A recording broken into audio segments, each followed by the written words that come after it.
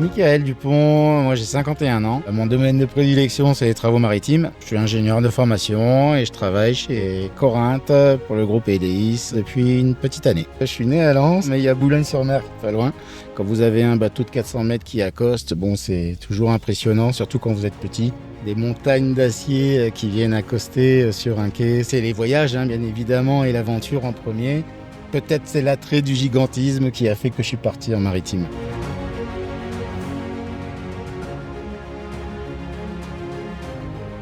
Actuellement, on travaille sur une SMEL, c'est une zone de mouillage d'équipements légers qui nous différencie, on va dire, de tous les travaux terrestres et que nous, on travaille sur quelque chose qui n'est pas stable. Les marées, les courants, les tempêtes. Il faut travailler sur l'eau, il faut travailler sous l'eau aussi. Depuis un support nautique qu'on appelle une barge, qui est souvent équipée d'une grue par exemple. On est un petit peu une petite famille parce que c'est un espace clos, très restreint. On se connaît tous par cœur. On peut se comparer à un équipage de bateau parce que chaque personne a une spécialité.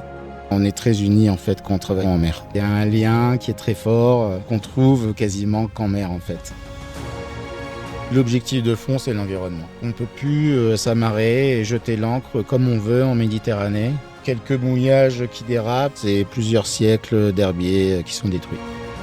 Une SMEL existe pour protéger l'environnement. L'une des plus grandes qu'il va y avoir en Méditerranée. Environ 200 navires qui vont de 10 à 80 mètres. C'est une première parce que normalement, équipement léger, c'est pas trop navire de 80 mètres.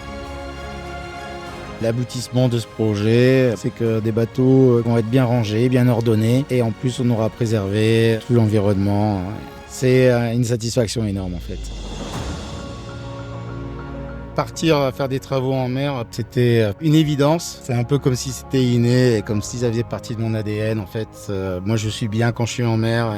Et si je suis trop loin de la mer, trop longtemps, il faut vite que je revienne et que je regarde la bleue.